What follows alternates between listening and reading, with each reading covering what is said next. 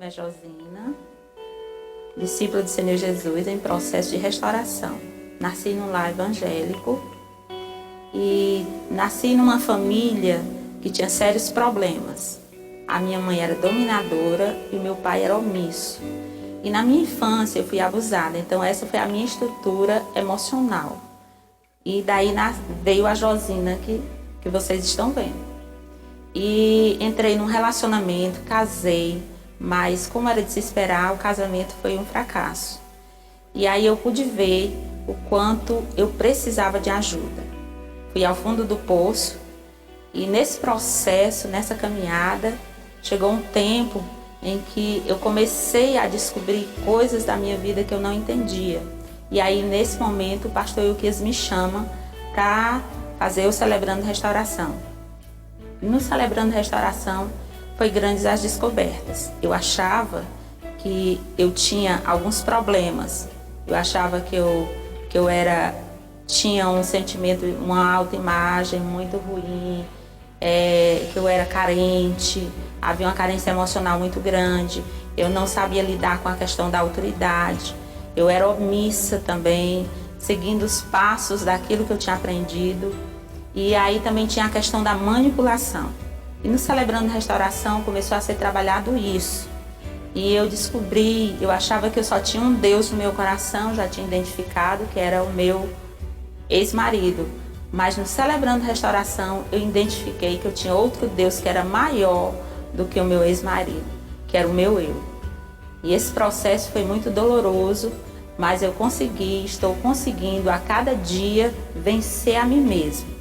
Hoje eu consigo me relacionar melhor com as pessoas, porque dentro do meu histórico familiar havia um isolamento muito grande. E hoje eu já estou me relacionando melhor com as pessoas e aprendendo a sorrir. Eu era uma pessoa tão travada que eu não conseguia sorrir. Eu tinha uma imagem de mim mesma horrível, eu não me aceitava. E hoje eu consigo sorrir.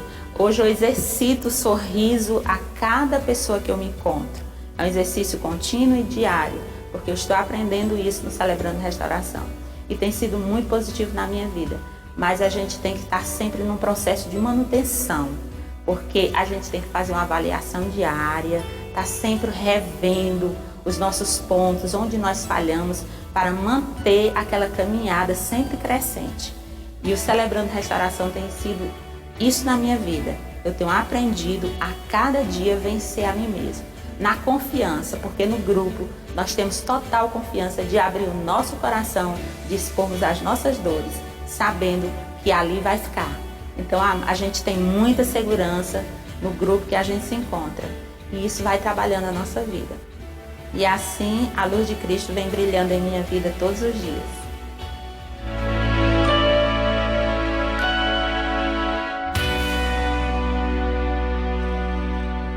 Aleluia, glória a Deus, amém? Uma salva de palmas para Jesus, amados, glória a Deus. É o Senhor quem faz mudanças na nossa vida. Agradecer a irmã Josina ter compartilhado conosco um pouco da sua história. Vamos seguir hoje, vocês já viram aí no vídeo qual é a temática de hoje. E o Salmo 132, versículo 3 a 5, nos fala de um desejo do salmista, de Davi, de construir a casa do Senhor. E, na verdade, eu gostaria de pensar um pouquinho nesse texto dentro da nossa realidade, de que a casa do Senhor somos nós. E certamente que não entrarei na tenda de minha casa, nem subirei à minha cama, não darei sono aos meus olhos, nem repouso às minhas pálpebras, enquanto não achar lugar para o Senhor, uma morada para o poderoso Deus de Jacó. E quero que você pense comigo nessa manhã, pelo Espírito Santo de Deus, essa inquietação que nós precisamos ter, de sempre procurar estar nos autoavaliando, para que sempre se ache a morada do Espírito Santo em nosso ser. Amém? Amém? Nós temos feito uma caminhada restauradora maravilhosa.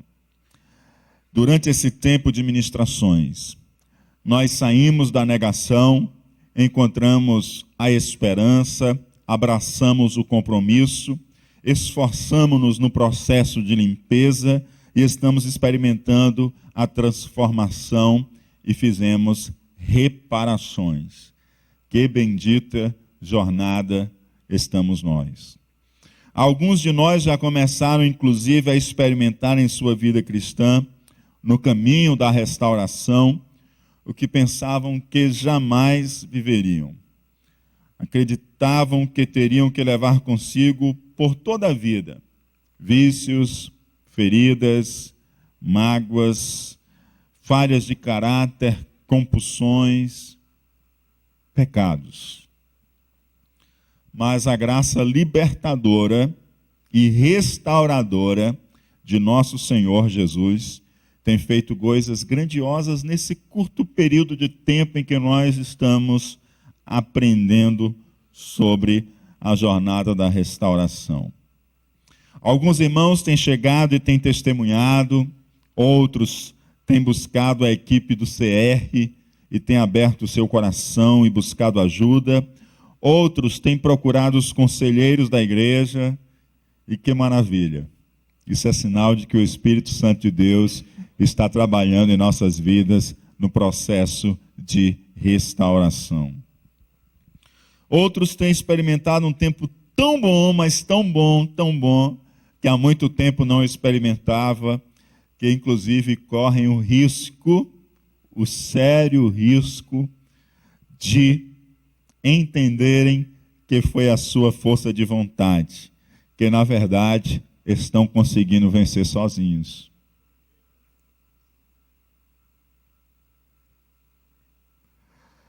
E é aqui onde reside o perigo. E é aqui onde mora o perigo. Começar-se a afastar-se dos princípios que temos aprendido. Por isso é tão importante falarmos hoje sobre o princípio da manutenção, para que a gente possa correr para longe desse risco, deste perigo. Isso me faz lembrar quando um irmão em Cristo me procurou para marcar um horário. Como os irmãos sabem, nós temos horários de aconselhamento durante a semana. E ele disse: pastor, eu e minha esposa estamos fazendo 1 ano de casados. E como a gente precisa levar o carro para a revisão, eu também estou precisando fazer uma revisão do meu casamento, que a gente já está com 1 ano rodado. Então estamos com 1 ano que casamos e precisamos de um pit stop, precisamos fazer uma revisão.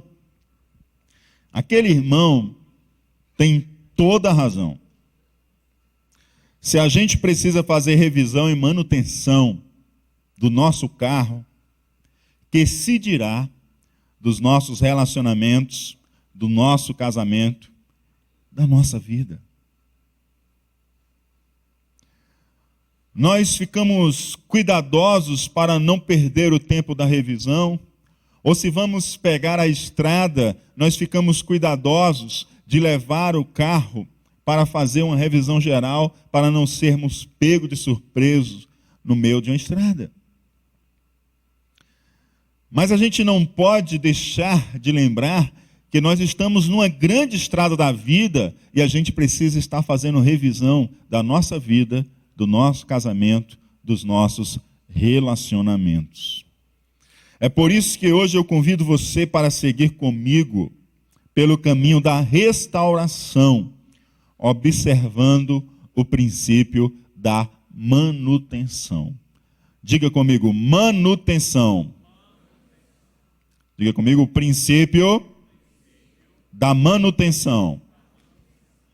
O princípio 7, ou o princípio da manutenção, ele diz: reservo diariamente um tempo com Deus para autoavaliação, leitura da Bíblia e oração, a fim de conhecer a Deus e a sua vontade para a minha vida e obter força para segui-la. Este é o princípio 7, o princípio da manutenção. Os avanços que nós temos conseguido, glória a Deus por isso, inclusive temos lembrado que precisamos celebrar até mesmo os avanços menores aos nossos olhos, porque eles são importantes. Eles precisam ser vistos com o devido cuidado, para que a gente não caia no perigo e no erro de retroceder os avanços que nós temos conquistado. Quando, por exemplo, aquele irmão me procurou, ele manifestou naquela procura que precisa de Deus para manter o seu casamento na rota certa. Ele compreendeu que a sua força de vontade, a sua idade, a sua experiência de vida não são suficientes para viver o que Deus tem para ele e para o seu casamento. E no princípio da manutenção, a gente precisa ter isso sempre diante dos nossos olhos, que nós precisamos de Deus para permanecer de pé e permanecer vencendo e avançando. Porque se nós recuarmos, nós poderemos nos deparar com o terrível perigo de achar que nós estamos conseguindo sozinhos e pela nossa força de vontade. Ah, não, basta eu querer, isso é suficiente. Eu não preciso de ninguém, nem preciso de Deus. Ou seja, a gente já lançou fora aí 4 dos princípios que nós aprendemos anteriores. E aí a gente precisa voltar para o princípio da manutenção, para não perdermos de vista princípios importantes que já vimos nos cultos anteriores. O que aquele irmão procurava era que seu casamento continuasse em uma ascendente e não em uma ladeira descendente. E eu tenho certeza que o que você quer para a sua vida é que você continue numa ascendente de mudança, numa ascendente de vitória, numa ascendente de transformação. Você não quer pegar uma ladeira descendente e voltar para o que você estava ou até para uma situação pior. Você quer melhorar dia a dia, vencendo um dia por vez. Sim ou não? E embora não fosse grave o que estava a ocorrer, era extremamente importante aquela parada e aquela revisão, porque todos nós sabemos que se ignorarmos pequenos problemas em nosso carro, isso pode desencadear prejuízos enormes, ou até mesmo acidentes. Sim ou não? Sim ou não? Então, pequenos problemas em nossa vida que a gente ignora, faz de conta que não está acontecendo nada, ele pode tomar proporções que nos tragam prejuízos muito maiores. E se a gente descuidar da manutenção, da revisão, a gente pode ter um retrocesso, ao invés de continuarmos avançando nas mudanças que o Senhor quer, pode fazer em nossas vidas. Você está disposto a seguir no caminho ascendente da restauração? Não que não deixar de considerar mais essa hipótese de um dia retroceder. Não dá mais para considerar essa hipótese de retroceder. Agora, a única coisa que você pode considerar é olhar para frente com olhar de esperança e considerar a verdadeira e única saída que todos nós temos, que é continuar avançando, crescendo e sendo aperfeiçoado em Cristo Jesus nosso Senhor.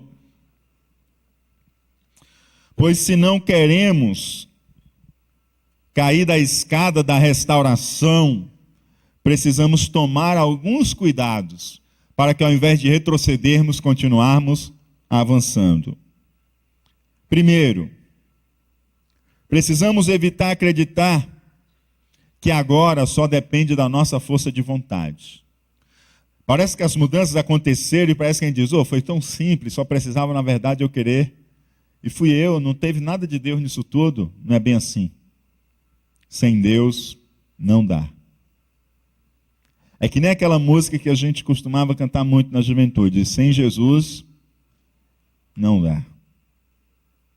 Diga comigo, sem Jesus, não dá. Não dá sem Jesus. Se você cair nesse perigo de acreditar que com sua própria força de vontade está dando certo, eu sinto muito. As coisas vão retroceder. Tudo vai voltar para trás. Primeiro você deixa Deus fazer a mudança em sua vida. Deus vem, começa a operar a mudança em sua vida. Aí depois você começa a achar que é você quem está fazendo. Que a coisa está muito fácil, que você pode seguir sozinho.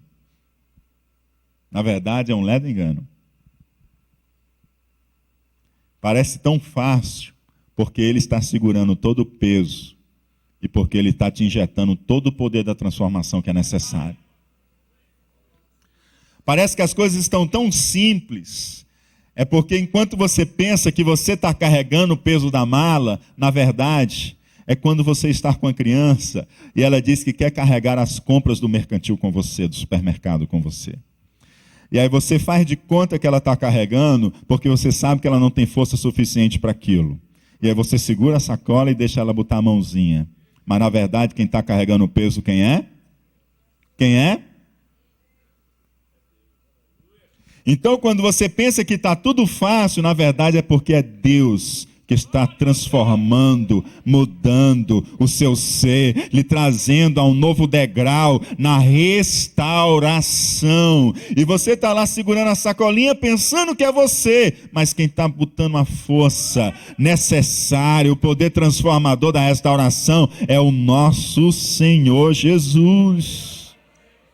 Amém? Então não vamos cair nessa de achar que a coisa está fácil e a gente pode fazer sozinho, porque nós não podemos, como disse Jesus, sem mim nada podeis fazer. Gálatas 3:3 diz, sois vós tão insensatos que tendo começado pelo Espírito, acabeis agora pela carne. Olha só. Olha só o que Paulo está nos escrevendo, inspirado pelo Espírito Santo de Deus. Porventura vocês são tão insensatos, porventura vocês são tão loucos de terem começado no Espírito e de repente agora estarem querendo acabar na própria carne? Porventura somos loucos de no princípio deixarmos Deus fazer em nossa vida aquilo que Ele quer, e quando Ele começa a operar na nossa vida aquilo que Ele quer, e aquilo que Ele pode e eu não posso, eu começo a achar que eu quem posso, e acabo na carne. Devemos começar no Espírito e permanecer no Espírito. É por isso que a palavra de Deus nos diz, andai no Espírito. Não podemos esquecer o que o Senhor nos tem dito. Zacarias capítulo 4, versículo 6. Não por força, nem por violência, mas sim pelo meu Espírito, diz o Senhor dos Exércitos. Não é por força, não é por violência, não é por sabedoria, não é por experiência, não é por idade, não é por nada disso, mas é pelo Espírito de Deus sobre nós. Não adianta acúmulo de experiências sem a presença do Espírito de Deus em nossas vidas. Quantas pessoas, amados, têm acumulado experiência e continuam caindo nos mesmos erros? Nós precisamos do Espírito de Deus. não é pela nossa força de vontade, não é pelo nosso saber, não é pelo nosso muito estudar. Nós precisamos do Espírito de Deus, precisamos começar no Espírito, permanecer no Espírito. O povo de Israel, ele consegue o inacreditável feito de vencer a grande e quase infalível cidade de Jericó com os seus muros intransponíveis. E aí depois que eles vencem Jericó, tinha um time, uma seleção mundial pior que tem aí no ranking da Fortaleza, é o Ceará? Um dessas duas aí, pronto. Um desses dois aí decide quem é que está no primeiro ranking da FIFA, quem é? A Alemanha. Vai jogar com a Alemanha. Fortaleza e Ceará. Acho que dá mais de 7-0, né? Se o Brasil perdeu de 7-0, Fortaleza e Ceará vai 70-0, será? É perder feio, né? Mas digamos que acontece o improvável. O Fortaleza ou o Ceará vence da seleção da Alemanha. E eles dão 7-0 na seleção da Alemanha. Aí depois, na outra semana, eles vão jogar contra os Emirados Árabes ou contra o Kuwait, que não tem tradição de futebol nenhuma. Aí eles calçam salto alto e dizem, rapaz, a gente venceu da Alemanha de 7-0. Primeiro no ranking. Agora vai ser fichinha. O placar lá não vai dar nem para contabilizar o número de gol que a gente vai fazer.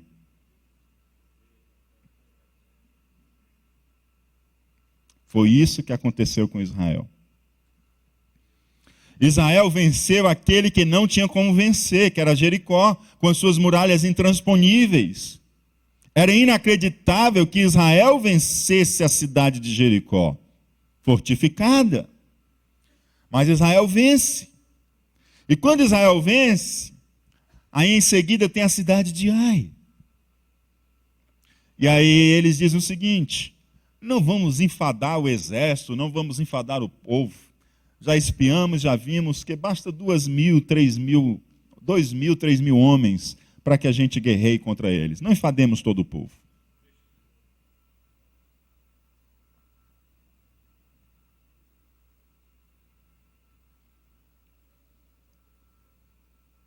As nossas experiências e as nossas vitórias não podem nos ensoberbecer. E não podem nos fazer pensar que somos nós, que é a nossa força. Eles saem para batalhar contra Ai. O Fortaleza e o Ceará vão jogar lá contra Emirados Árabes ou contra o Kuwait. E eles perdem. E ganharam da Alemanha. Claro que isso é uma hipótese, né? Porque Fortaleza e Ceará não vai ganhar da Alemanha nunca. É mais fácil Israel derrubar Jericó.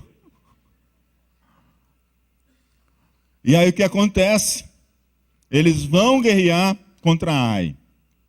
Eles são feridos e saem fugidos.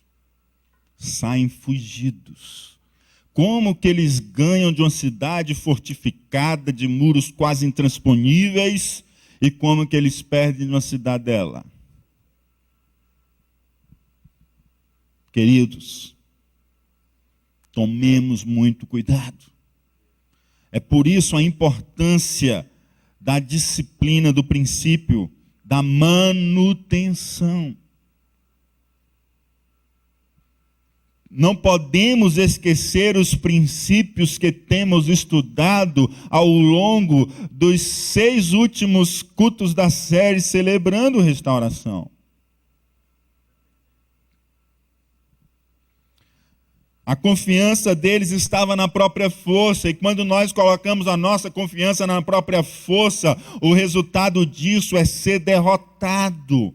Esse foi o resultado deles, foram derrotados e o coração do povo derreteu-se, tornou-se como água. Saíram da euforia e da coragem para o medo e a melancolia profunda.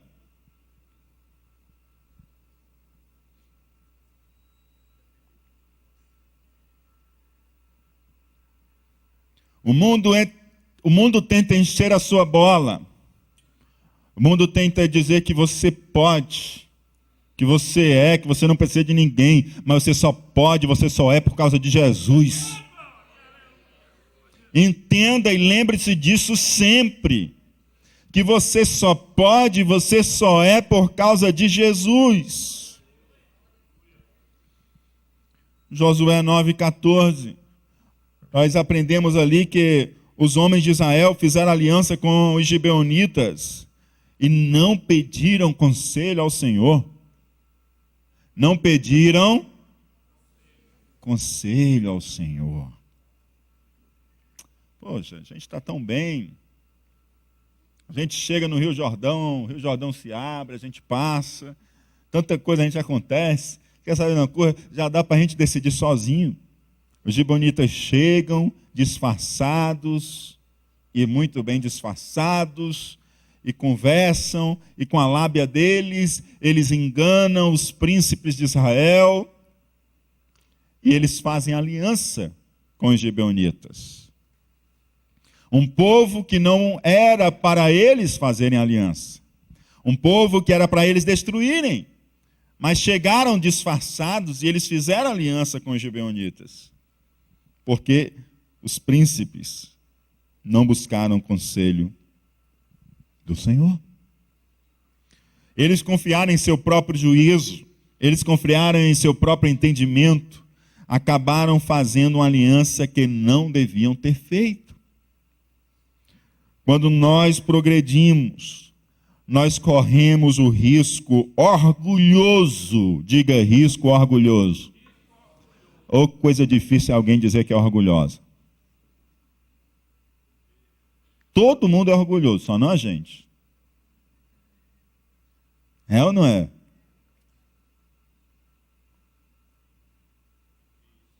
É tão difícil eu escutar alguém dizer assim, pastor, é que eu sou orgulhoso.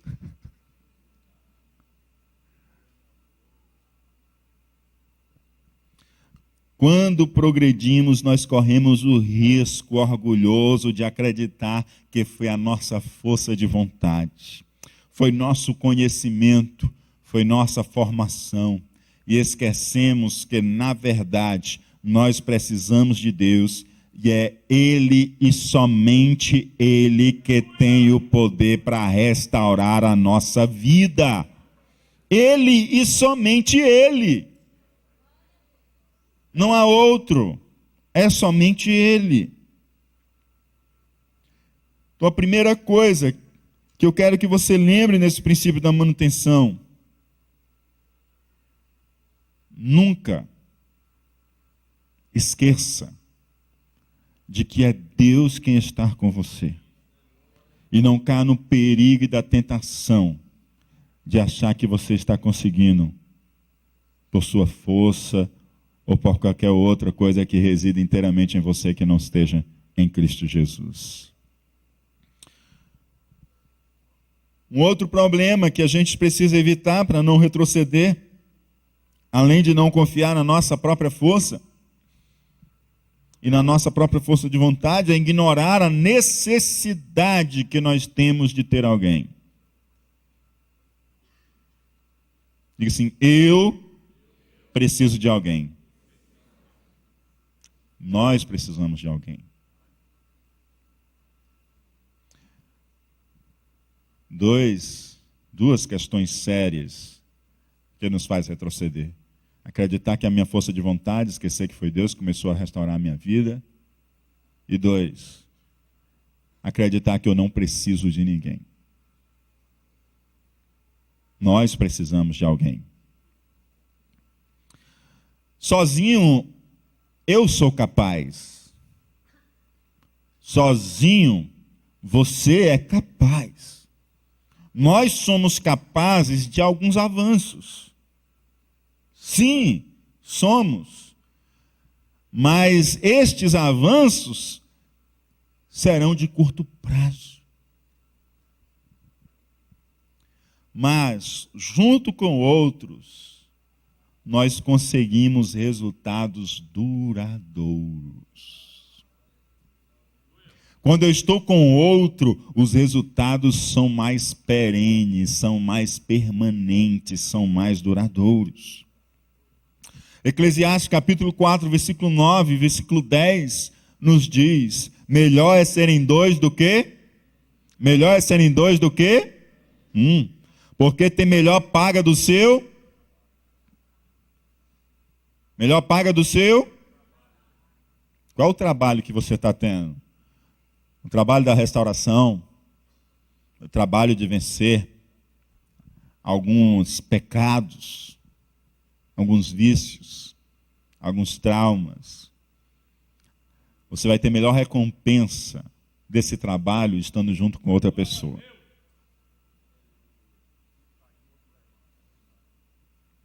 Essa prestação de conta com outra pessoa, ela vai te ser muito mais sadia para te continuar fazendo vencedor. Com dois, é melhor a paga do trabalho, gente. Você já ouviu falar de sinergia? Você pegar uma pessoa para telhar a garagem do seu carro, ela gasta um dia. Aí, ao invés de contratar uma pessoa, você contrata duas. Eles vão gastar quanto tempo? O primeiro gastou 8 horas. Os dois vão gastar quanto tempo? A gente pensa que é 4, né? Mas eles vão gastar menos de 4 horas. Isso se chama sinergia. Os dois juntos conseguem fazer mais do que os dois separados. Então, aquilo que um fez em 8 horas, os dois juntos vão fazer em 3 horas, 3 horas e meia. Mas não faz em 4, faz em menos de 4 horas. Entenderam? Isso se chama sinergia.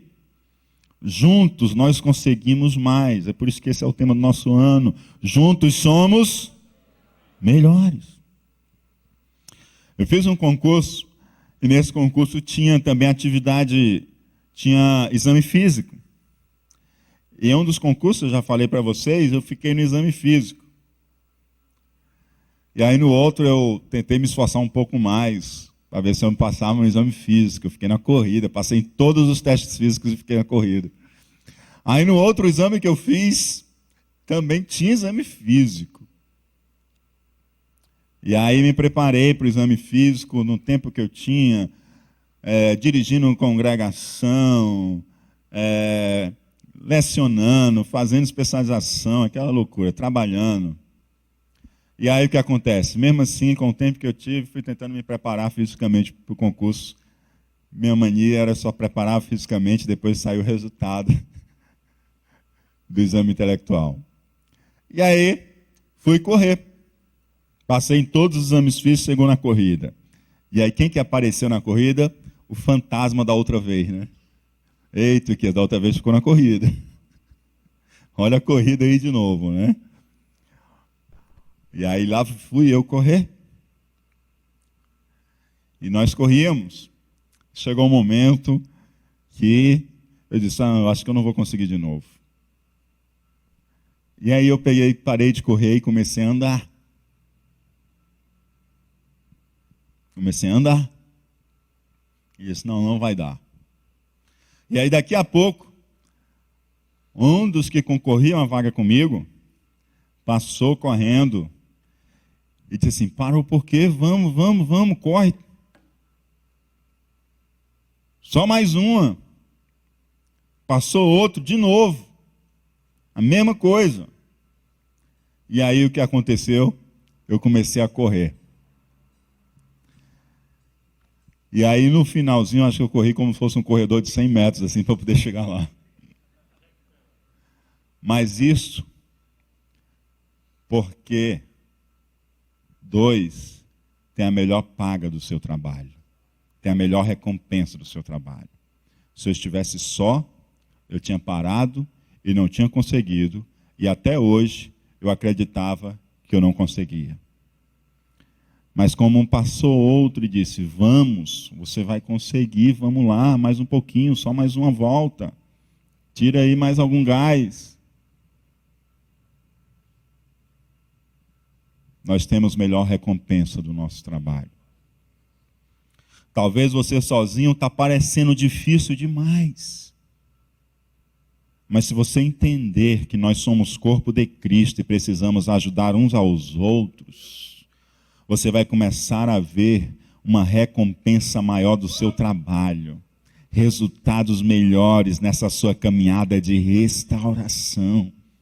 E até você pode pensar como eu, que não dá para chegar mais na linha de chegada, as pernas não correm mais, não tenho mais pulmão para isso, e de repente você vai achar forças novamente em Deus, e você vai correr, porque você tem alguém do seu lado, lhe fortalecendo e lhe ajudando, e ajudando você a olhar para a sua esperança, que é Jesus Cristo de Nazaré, e cumprindo a mutualidade, ajudando uns aos outros, como diz a palavra de Deus. Aleluia. Não pense que dá para ir sozinho. Porque se um cair, o outro levanta o seu companheiro. Mas ai do que estiver só, pois caindo não haverá outro que o levante. Tem gente que vem na igreja e consegue uma pequena melhora. E aí o que faz? Ah, já consegui. Agora o resto eu vou sozinho que dá certo. Já empurrou, estava aqui parado, já saiu no tranco. Agora o restante eu vou sozinho, não preciso mais. Então ele vem para a igreja, tem uma melhora e já abandona a igreja. É como quem vai a um fast food, faz uma refeição e vai embora. O objetivo era tão somente atender uma necessidade do momento. O objetivo era tão somente atender uma necessidade da crise que estava vivendo naquele momento. Então vai, aliviou no momento da crise e simplesmente abandona a igreja. Não estabelece vínculos. Não quer estabelecer vínculos. Não quer ter outro junto a si. Não quer abrir o seu coração. Não quer ter amizades. Não quer ter compromisso. A igreja não tem este propósito de atender a necessidade de um momento. Pelo contrário, a igreja não tem o propósito de atender a necessidade de um momento. Não, pelo contrário, é viver um relacionamento temporal e eterno. Este é o propósito da igreja.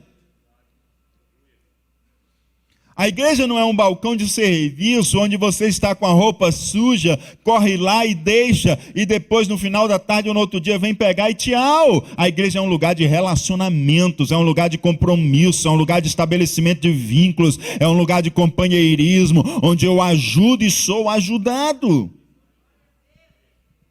É um lugar onde estabelecemos um relacionamento temporal e eterno. Temporal pela transitoriedade de nosso tempo aqui na terra.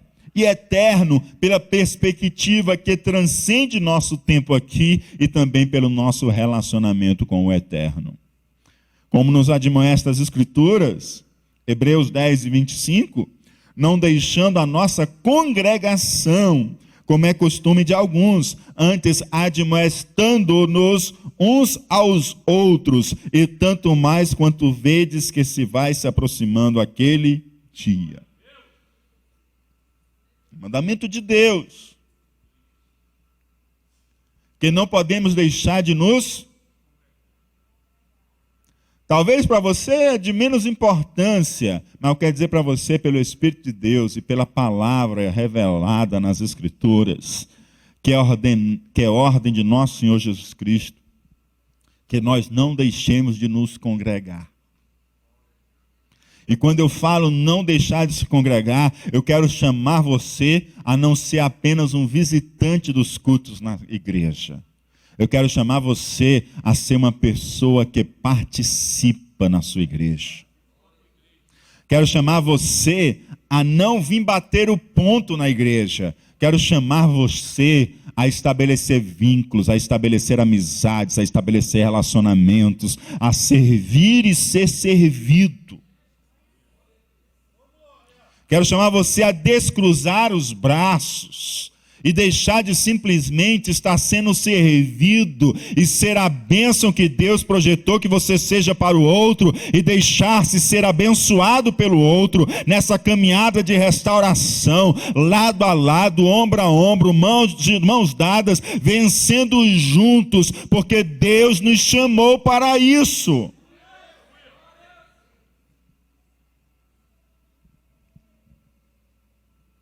Amém?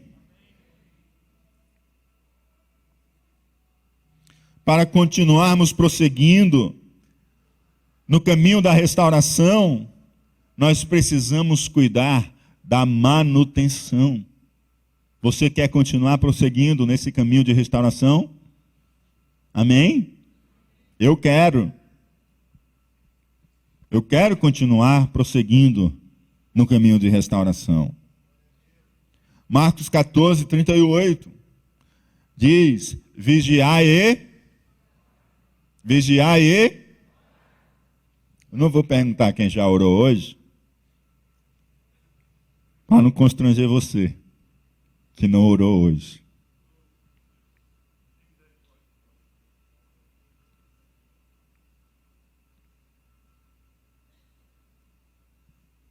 Quem veio de carro para cá?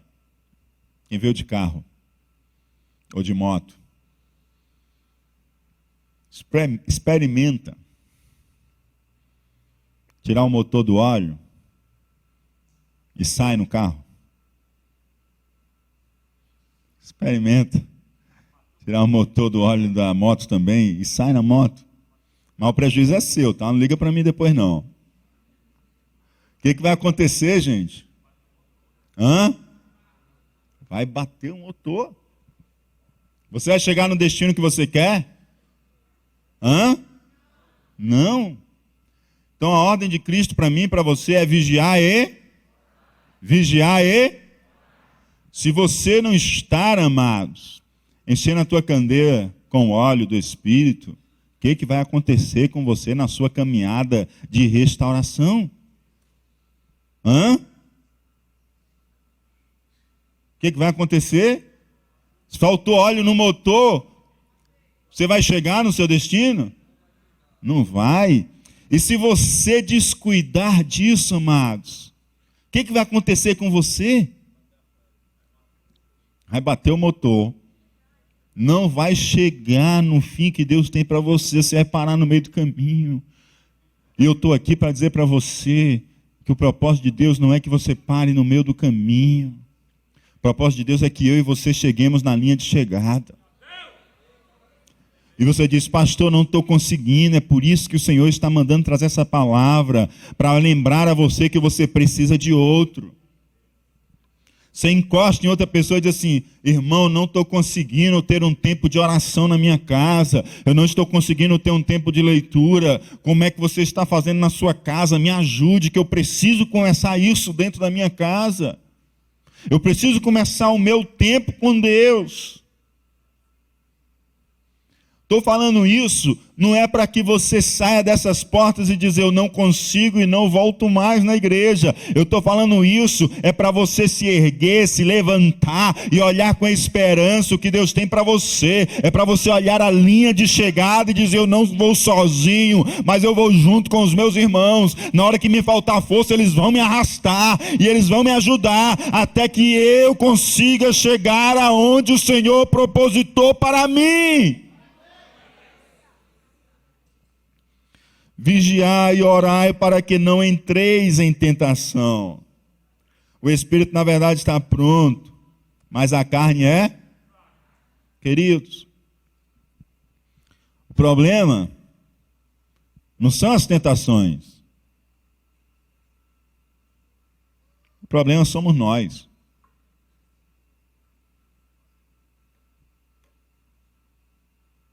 Jesus foi tentado, ele caiu em tentação? Hã? Não. As tentações, elas virão. Sim ou não? Elas vêm. Elas sempre vêm.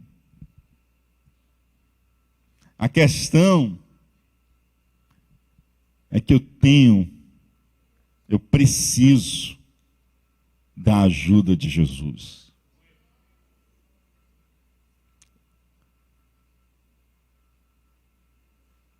Não nos deixe cair em tentação. A tentação, para que você volte a remoer as feridas, que você está seguindo avante na restauração.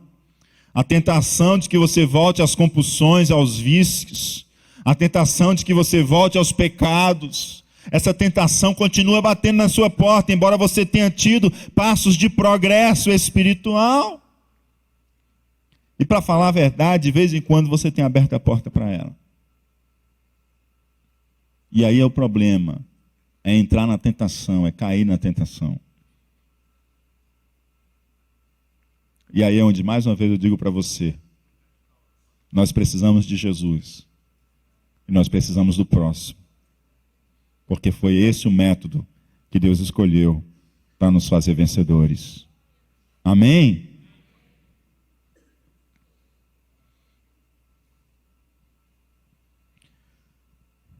Vocês estão lembrados dos versículos que nós lemos no início, nessa manhã?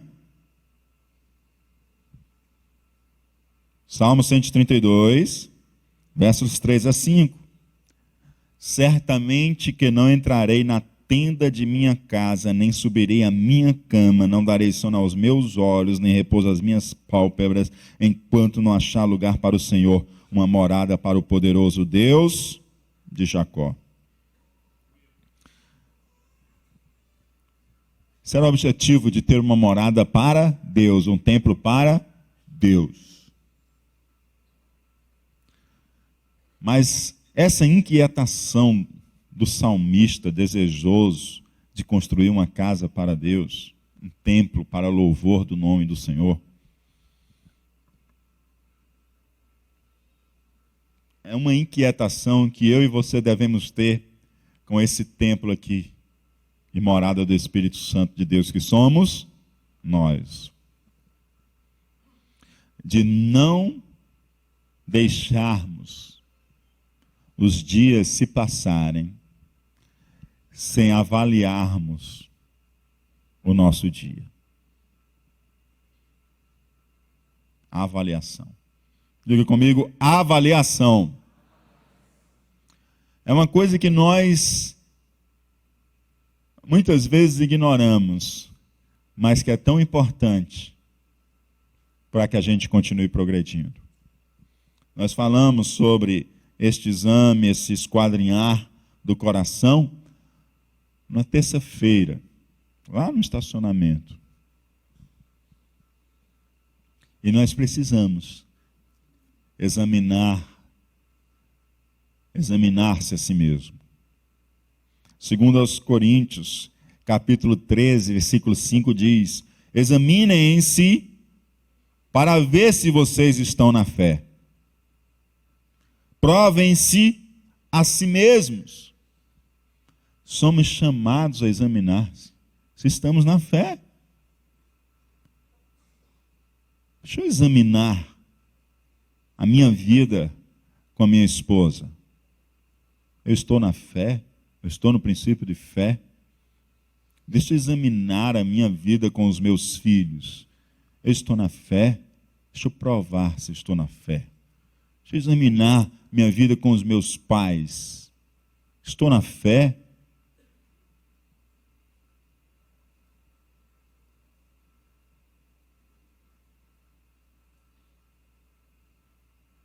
Deixa eu examinar a minha vida com aquele irmão. Eu estou na fé? Eu não estou. O Senhor disse que antes de o sol se pôr, eu já devia ter me reconciliado com ele. Eu ainda estou guardando no coração meu rancoroso com ele.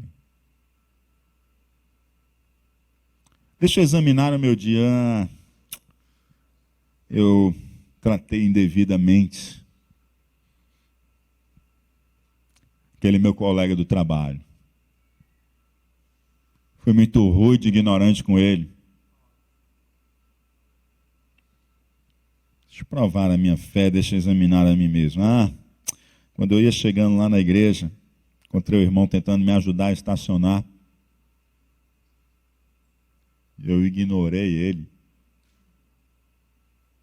E fui até bruto com ele. Enquanto eu posso entrar para adorar a Deus, o meu irmão está adorando a Deus, servindo aqui fora, pegando sol e chuva e tentando me ajudar a ordenar o estacionamento. E eu estou me colocando sobre ele quando ele tem a autoridade dada por Deus para estar servindo aqui fora. E eu tenho que entender essa autoridade, me submeter e servi-lo e ouvir a orientação que ele está dando.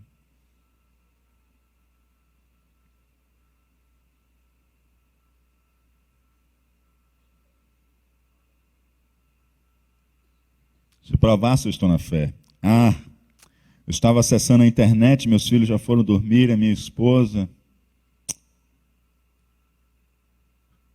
E caí de novo na tentação e acabei acessando sites impróprios. São essas coisas do dia a dia que você tem que submeter se você está na fé. Se você está na fé.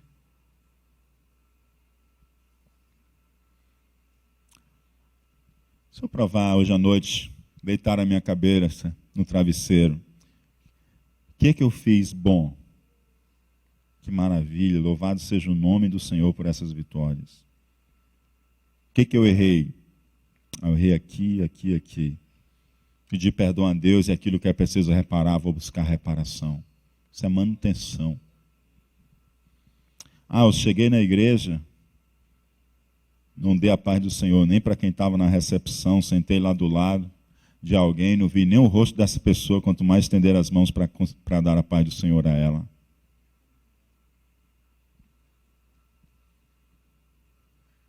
Na hora que o pastor apresentou os visitantes, eu sequer me virei para a pessoa, para saudá-la e desejá-la bem-vindo e prontificar para ajudar em alguma coisa que ela precise.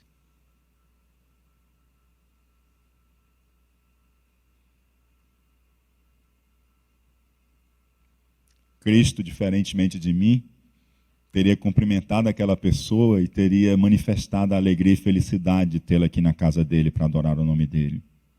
E eu, como discípulo de Cristo, devo representá-lo. Então devo agir como ele agiria.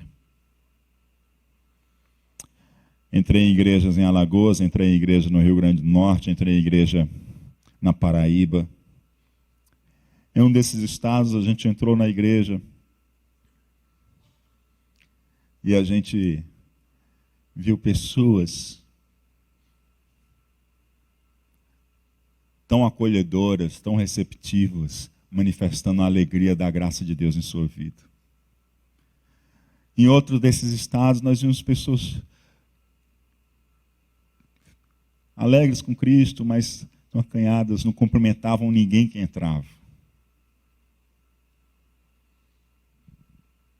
E aí eu e a Daniela dissemos,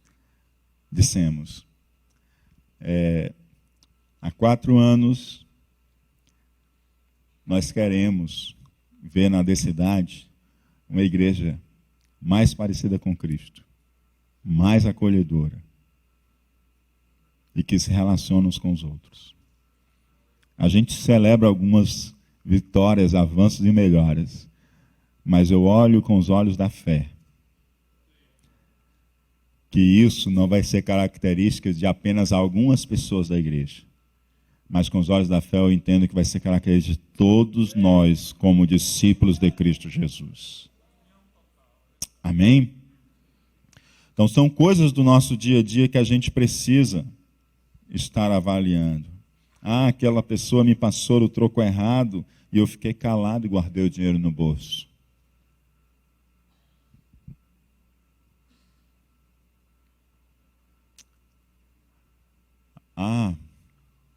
Eu comprei e não paguei.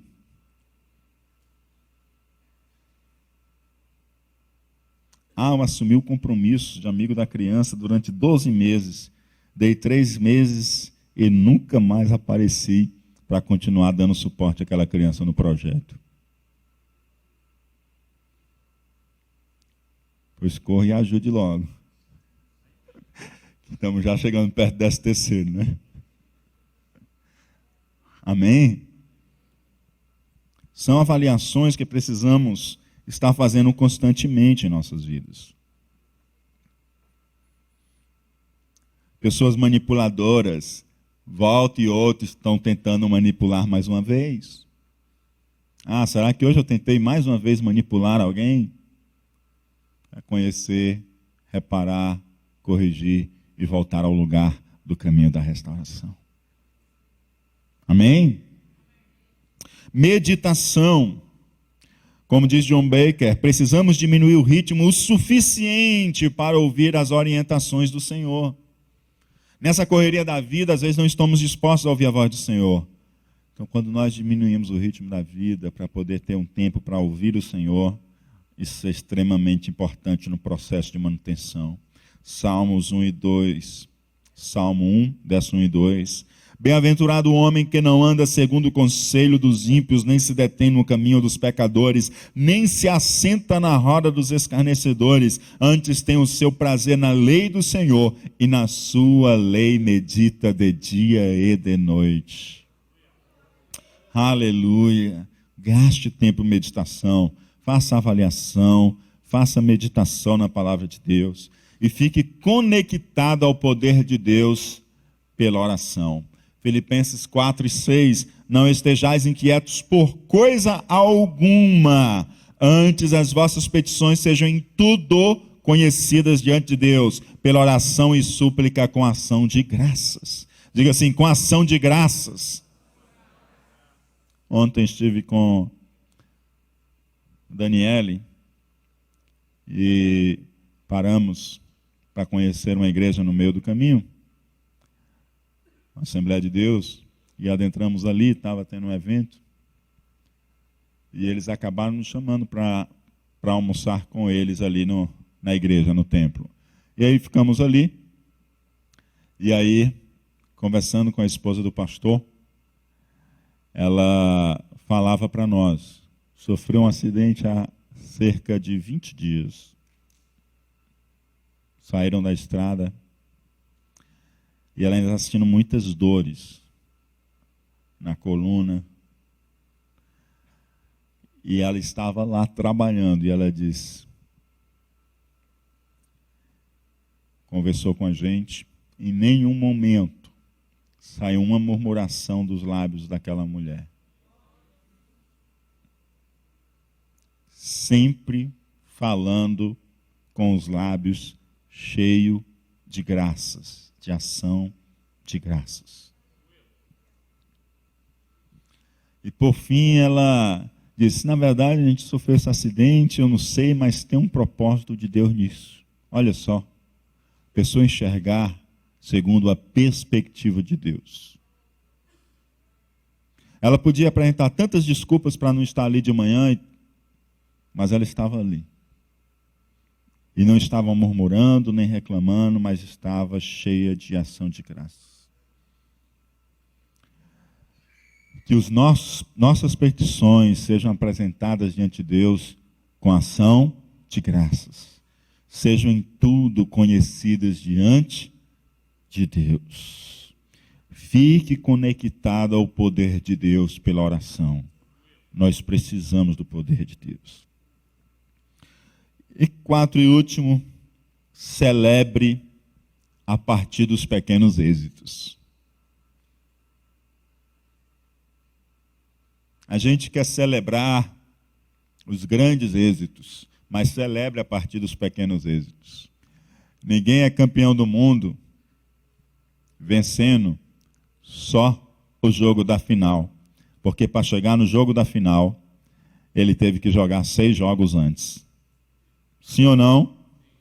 E ele teve que ir vencendo Então, cada vitória daquela tem que ser celebrada, porque sem aquela vitória não tem a final. E antes dele jogar o jogo de abertura do seu grupo, ele teve que vencer nas eliminatórias. Sim ou não? Então, celebre desde as pequenas vitórias, desde os pequenos êxitos. Não despreze o dia das coisas pequenas. Celebre os pequenos êxitos, manifeste louvor, manifeste gratidão nos seus lábios, alegre-se no Senhor. Pode ser tão pequeno, mas celebre. Você aceitou Jesus semana passada, você fumava todo dia. A essa semana, você conseguiu ficar um dia sem fumar, pois celebre. Celebre. Que semana que vem é 2, semana que vem é 3, e daqui a pouco você não quer mais nem sentir nenhum cheiro do cigarro. Tinha irmãos que fumavam carteiras de cigarro por dia. E diz assim: pastor, hoje eu não aguento sentir mais nem o odor do cigarro. Eu sinto, eu já saio de perto. Outros bebiam terrivelmente. E diz assim: pastor, não gosto mais nem do cheiro. Mas outros bebiam e hoje ainda ele não pode sentir o cheiro, porque cai uma tentação grande sobre ele. E ele luta todo dia contra, mas vai vencendo e vai celebrando todo dia de vitória. Então celebre os êxitos. Por menores que eles pareçam aos olhos de outras pessoas, ele é um êxito precioso na sua caminhada de restauração. Para o outro, ele tem outras dificuldades que não a sua. Você pode botar um barril de cerveja aqui do meu lado, que aquilo ali não mexe nada comigo. Não mexe nada comigo. Mas para outro irmão, aquilo ali já é uma tentação grande. E talvez o que é terrível para mim não é terrível para você. E o que é terrível para você não é terrível para mim. Então precisamos entender que cada um tem a sua luta pessoal. Amém? E precisamos celebrar desde os pequenos êxitos. 1 Tessalonicenses 5, 16 e 18. Regozijai-vos sempre, alegrai-vos sempre, orai sem cessar, em tudo dai graças, porque essa é a vontade de Deus em Cristo Jesus para convosco. Aleluia. Vamos ficar de pé em nome de Jesus. Aleluia. No princípio da manutenção, lembre-se, cuidado com o orgulho e de pensar que as coisas estão acontecendo simplesmente porque você tem força de vontade. E cuidado com, não preciso mais de ninguém, agora eu consigo sozinho. Isso nos faz retroceder nos nossos avanços. No princípio da manutenção, lembre-se de fazer autoavaliação, orar e se expor à palavra de Deus, para conhecer mais a Deus e a sua vontade e seguir a sua vontade. Avalie-se periodicamente, resolva os problemas do dia o mais prontamente possível. Medite na palavra, leia a palavra, busque poder na oração e celebre os pequenos êxitos, desde os pequenos êxitos até os grandes êxitos. Regozije-se no Senhor.